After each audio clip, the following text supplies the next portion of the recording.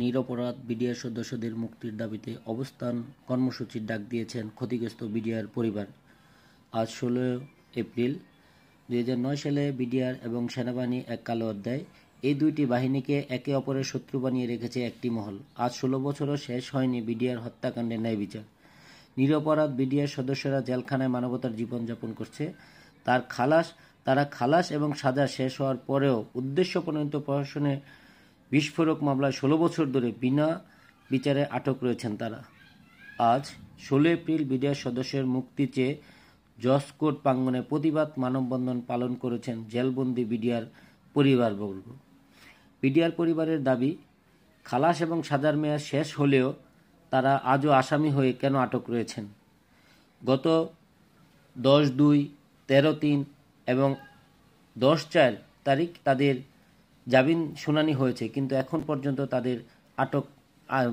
পর্যন্ত কোর্ট তাদের আদেশ দেয়নি। আজ এই কারণেই মানববন্ধনের ডাক দিয়েছি আমরা। যতক্ষণ পর্যন্ত আমাদের সদস্যদের মুক্তি না দিবে আমরা অবস্থান কর্মসূচি ঘোষণা করব।